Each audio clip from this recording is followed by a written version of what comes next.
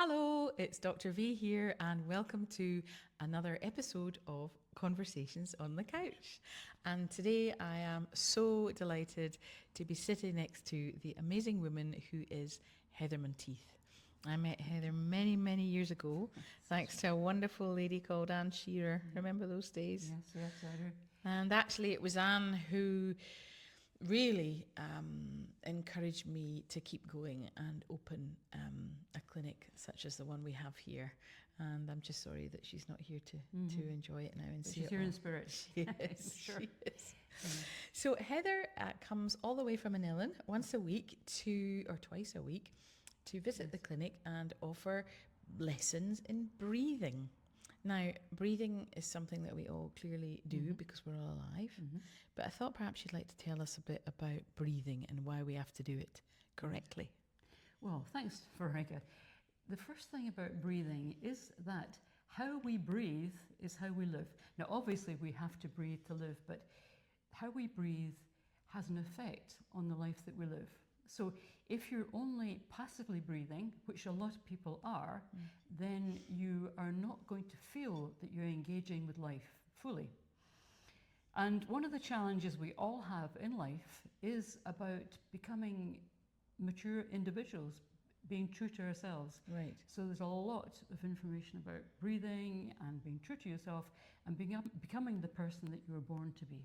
Wow. So there's Okay. quite a lot in it. And how can breathing help with that, Heather? Right, okay.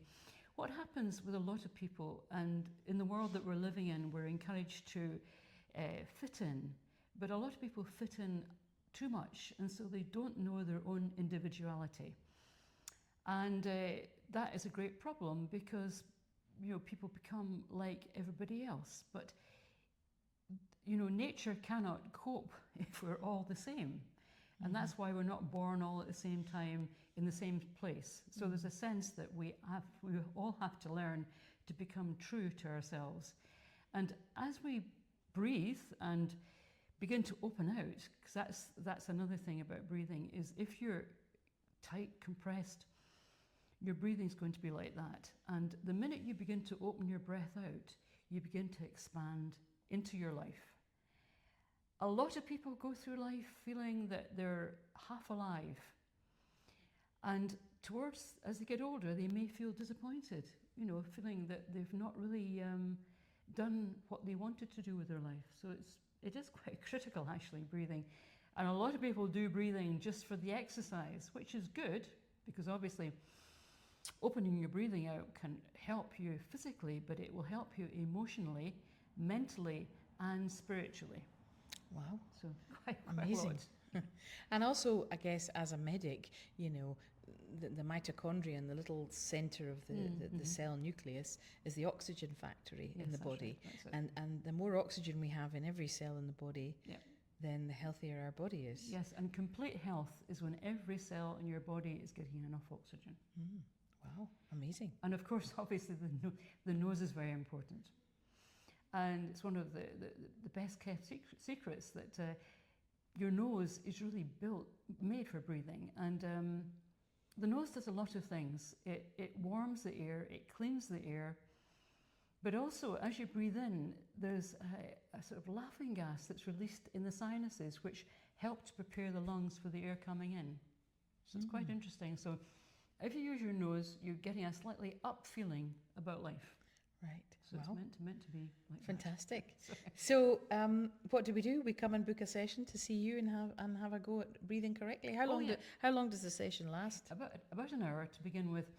And the thing about breathing is that I've been doing this for about 4 decades now, teaching breathing in Glasgow.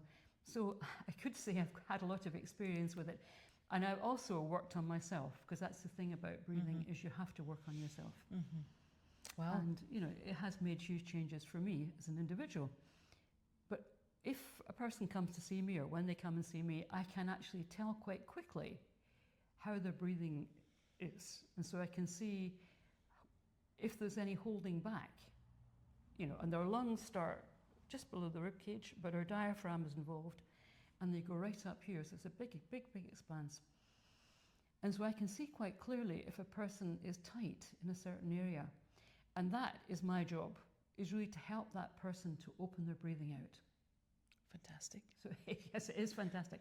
but it's not just physical, because why we hold our breath is often because we're frightened.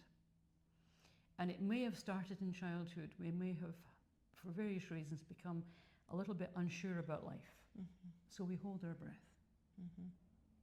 So, Wow. but we're here in the world to become individuals and to be true to ourselves. So there's a great relationship between breathing and developing as a person. Fantastic. Thank you so much, Heather. It's okay. Looking forward to seeing you again soon. Yes, great. Thanks Thank very you. much, I think I'm Maria. booking in for my next appointment. All right. Thank you. Thank you.